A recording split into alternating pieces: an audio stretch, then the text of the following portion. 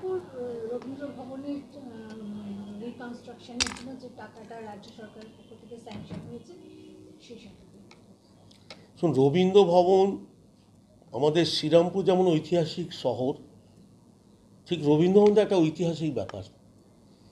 রবীন্দ্রনাথের যখন জন্ম শতবার্ষিকী হয়েছিল সারা পশ্চিমবাংলায়, তখনকার সরকার যখন পালন করছিলেন, আমার যতদূর মনে পড়ে তখন বোধহয় মুখ্যমন্ত্রী ছিলেন প্রফুল্লচন্দ্র সেন, এবং সারা পশ্চিমবাংলায় একটা করে রবীন্দ্রভবন হবে এরকম একটা সিদ্ধান্ত হয়েছিল, এবং প্রথম রবীন্দ্রভবন হয়েছিল শ্রীরামপুরে, এবং তার ভিত্তিপ্রস্তর করেছিলেন প্রফুল্লচন্দ্র সেন।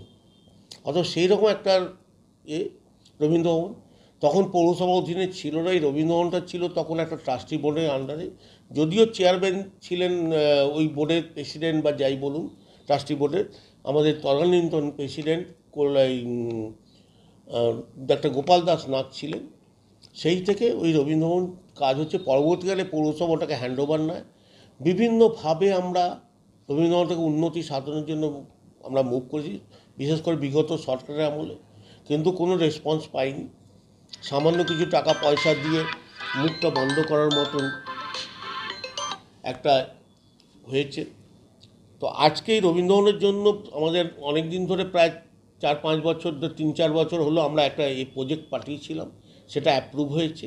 প্রায় 1,64,00,000 টাকা তার জন্য হয়েছে। আমরা ভালোভাবে এটা সংস্কারের চেষ্টা করছি।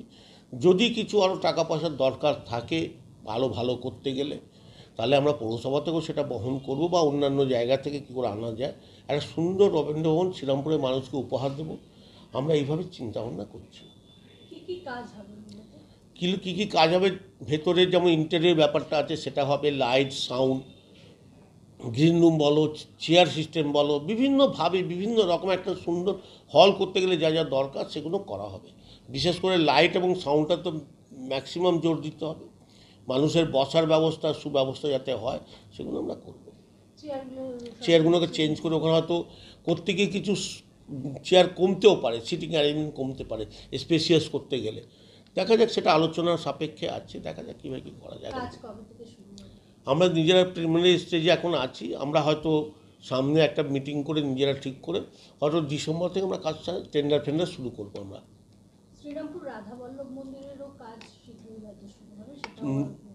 রাধাবল্লভ মন্দিরের জন্য আমরা যেমন আমরা জগন্নাথ মন্দিরের জন্য আমরা মুভ করেছিলাম, আমাদের মাননীয় মুখ্যমন্ত্রী নিজে থেকে ঘোষণা করেছিলেন, সেই কাজটাও অনেকটা হয়েছে, কিছু কাজ বাকি আছে। পরবর্তীকালে আমরা রাধাবল্লভ মন্দিরের জন্য আমরা আবেদন করেছিলাম। মাননীয় মুখ্যমন্ত্রী সেটাকে স্যাংশন দিয়েছেন। মাননীয় মুখ্যমন্ত্রী চান ঐতিহাসিক শহর শ্রীরামপুর, এখানে সব কিছু এগুলো আছে সেগুলো আরও সুন্দরভাবে হোক। তো রাধাবল্লভ মন্দির তার মধ্যে অন্যতম।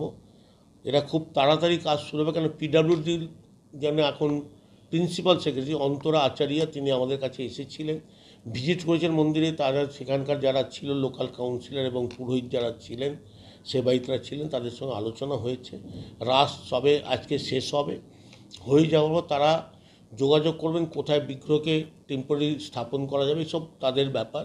তারা করে খুব তাড়াতাড়ি আমরা কাজ শুরু করতে পারবো।